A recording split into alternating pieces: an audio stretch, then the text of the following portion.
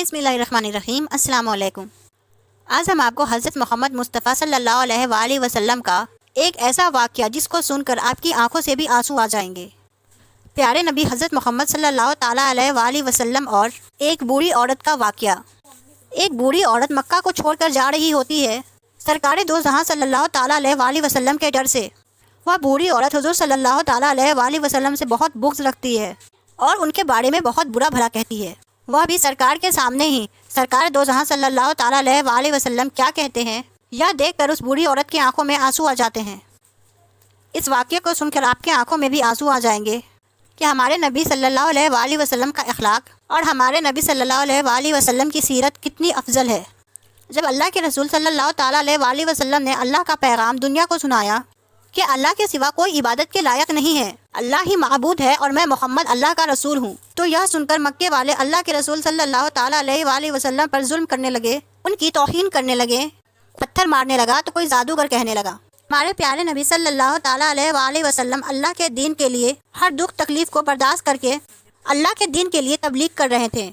ایک دن حضرت محمد مصطفیٰ صلی اللہ تعالیٰ علیہ وآلہ وسلم نے دیکھا کہ ایک بوڑھی عورت اپنا سامان باندھ کے اپنے دروازے پر بیٹھی ہوئی ہے اور اس نے سنا تھا کہ مکے میں کوئی جادوگر آیا ہے، وہ جس سے ملتا ہے اس کا دین چھین لیتا ہے۔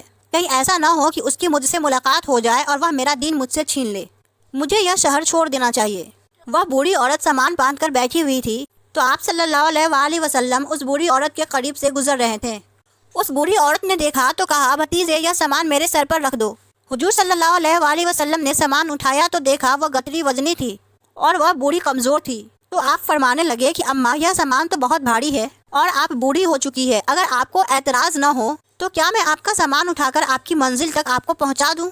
تو بوڑھی عورت آپ صلی اللہ علیہ وآلہ وسلم سے مسکرا کر کہنے لگی، اے نوجوان، اس سے بڑی مہربانی کیا ہوگی؟ تو آپ صلی اللہ تعالیٰ علیہ وآلہ وسلم نے اس بوڑھی عورت کا سامان اپنے کندھے پر اٹھا کر اس کے ساتھ چلنے لگے۔ ابھی آپ صلی اللہ تعالیٰ علیہ وآلہ وسلم اور وہ بوڑھی عورت ساتھ ساتھ چل رہے تھے تو اتنے میں وہ بوڑھی عورت آپ صلی اللہ علیہ وآلہ وسلم سے کہنے لگی کہ اے نوجوان، میں تمہیں بھی یہی نصیحت کرتی ہوں، میں تمہیں بھی یہی کہوں گی کہ یہ شہر چھوڑ کر چلے جاؤ، کیونکہ یہاں پر کوئی جادوگر آیا ہوا ہے جس کا نام محمد ہے۔ وہ اپنے آپ کو نبی کہلواتا ہے اور ہمارے خداؤں کو جھوٹا کہتا ہے۔ اے نوجوان، اس کے لبوں سے نکلنے والے لفظوں میں اتنا بڑا جادو ہے کہ جو بھی اس کی باتوں کو سنتا ہے اس کا ہی ہو جاتا ہے، وہ اس پر ایمان لے آتا ہے۔ اس کے بعد وہ بوڑھی عورت کہنے لگی، اے نوجوان شخص، میں نے پوری زندگی اپنے بتوں کی عبادت کی ہے، میں یہ نہیں چاہتی کہ اپنے آخری وقت میں اپنے خداؤں سے غافل ہو کر اس جادوگر کی باتوں میں آ جاؤں۔ اس طرح پورے راستہ وہ بوڑھی عورت حضور صلی اللہ تعالیٰ علیہ وآلہ وسلم کی توہین کرتی رہی، انہیں برا بھلا کہتی رہی۔ اللہ کے رسول حضرت محمد مصطفیٰ صلی اللہ تعالیٰ علیہ وآلہ وسلم پورے راستے اس بوڑھی عورت کا سامان اپنے کاندھوں میں اٹھا کر خاموشی کے ساتھ اسے سنتے رہے۔ جب اس بوڑھی عورت کی منزل آ پہنچی تو اللہ کے رسول صلی اللہ تعالیٰ علیہ وآلہ وسلم نے اس کا سامان اس کے سپرد کیا اور آپ صلی اللہ تعالیٰ علیہ وآلہ وسلم وہاں سے جانے لگے۔ تو وہ بوڑھی عورت پوچھنے لگی، اے نوجوان، کون ہو تم نے اپنا نام تو بتایا ہی نہیں۔ تو حضور پاک صلی اللہ علیہ وآلہ وسلم نے فرمایا کہ اماں، نام میں کیا رکھا ہے، آپ کا کام ہو گیا، بس یہی شکر ہے۔ پھر سے وہ بوڑھی عورت کہنے لگی، نہیں، تم مجھے اپنا نام بتاؤ، میں اپنے گھر والوں کو بتاؤں گی کہ ایک نوجوان شخص مجھے ایسا بھی ملا تھا جس نے میری مدد کی۔ تو اللہ کے رسول صلی اللہ علیہ وآلہ وسلم نے فرمایا، اے اماں، جس محمد کی پورے راستے تم توہین کر رہی تھی وہ محمد رسول اللہ میں ہی ہوں۔